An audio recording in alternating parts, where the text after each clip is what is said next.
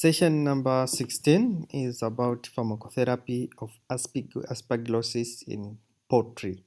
So now we begin to discuss the diseases that affect poultry. When we say poultry, we are talking of beds, or it's another name for bed. So pharmacotherapy of aspergillosis in poultry. So we are talking of aspergillosis in bed. When I say bed, I mean in ndege. So when I say bed, I mean kitanda, no. Bed, which means ndege. So it is aspergillosis. Aspergillosis is a mycotic disease and is caused by fungus, Aspergillus fumigatus, and it affects all species of birds. And the organism is most commonly found in litter in the area where there are those young birds and in feed.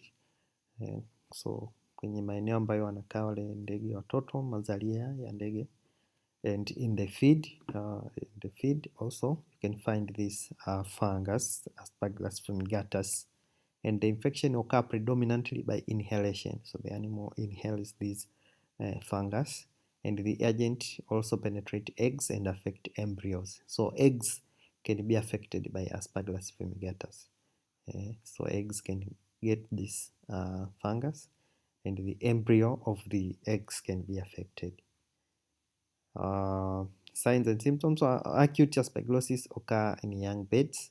In most cases occur in young birds, and it is manifested by respiratory distress and reduced feed intake. So the young birds will have respiratory distress and reduced feed intake. And the chronic form of the disease occur in mature birds and is manifested by reduced feed intake also. So in young birds, there is acute case of the disease, but in mature birds, there is chronic stage of the aspergillosis.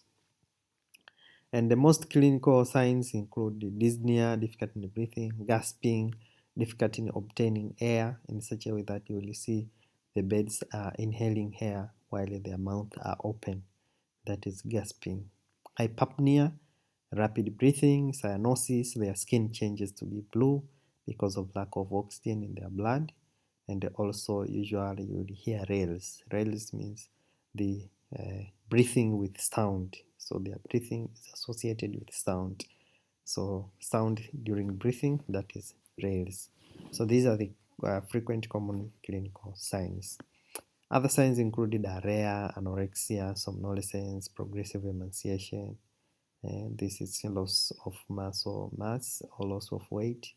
The animals will be somnolent, wanakuwa wanasinzia. Anorexia, lack of appetite, and also diarrhea. Increased thirst, and a few animals show nervous signs. So the animals will have increased thirst. So you see the birds like to drink water, wanapenda kunywa maji, and few animals show nervous signs.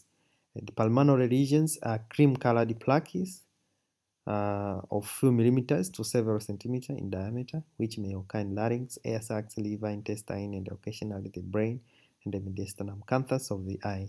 So if you appear to check on the dead animals, when you open them, you will see that there are pulmonary lesions, cream-colored plaques in the several centimeters in their larynx, air sacs, liver, intestine, and the brain, also mediastinal canthus of the eye. So you will see the signs of lesion, which are creamy with the creamy coloring of the lesion. Okay. A pharmacological treatment, there is no point of treating animals with this disease. Treatment of affected animal is considered useless. There is no point of treating. So the control and the prevention includes strict adherence to sanitation procedures in hatchery, sanitation procedures in hatchery, and fumigate contaminated hatches with the formaldehyde or thiabendazole. So you can prevent the disease by spraying, by applying this formaldehyde or thiabendazole in order to kill the microorganisms in the area of hatchery, kwenye maeneo yale wanayototolea ndege. So you fumigate the area by thiabendazole and formaldehyde. Avoid mold litter or ranges, so zuia uzalishaji kuzaliana kwa fungus. Fungus unawaona wakiwa wamekuwa mahali. So avoid fungus in the area where there are young birds and also in the area where the birds are always moving around. Kwa kwenye maeneo ambayo ndege wanakaa wanazunguka zunguka hapo, then unazuia kuwa na au mold au kuwa na fungus. Contaminated feed could be sprayed with nystatin. So if the feed contain fungus, spray it with nystatin. Vyakula vyao vikiwa na fungus, unaweza ukaspray nystatin ili kuzuia hizo fungus zisiendelee kukua. So aspergillosis is a disease usually of the respiratory system of chicken and the turkey. So it occurs in the respiratory system, and the treatment of the affected bird is ineffective, as we said. Spontaneous recovery from pulmonary aspergillosis can occur if re-exposure to the mold is prevented. Kwa tumeongelea point ya kwamba kuwatibu hakuna maana, kwa sababu mara nyingi ndege wanaweza recover, wanarudi kwenye kawaida baada ya kuwaondoa kwenye yale maeneo ambayo yana fungus na kuwaweka maeneo salama. Wanaweza wakapona na kurudi kwenye hali yao ya kawaida. Strict adherence to sanitation procedures in the hatchery minimize area outbreaks. Kwa usafi kwenye maeneo ya mazalia ni muhimu sana, kwa sababu tumesema ugonjwa unaathiri sana young birds na inakuwa acute, kwa wanaweza kufa mapema.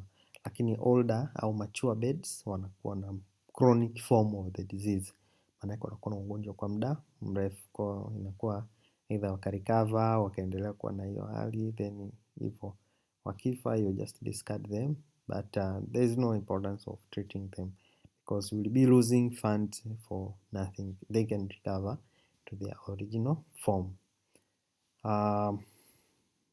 Okay, so kikubwa katika ugonjwa ni kwamba the good point to deal with the disease is the control and the prevention measures.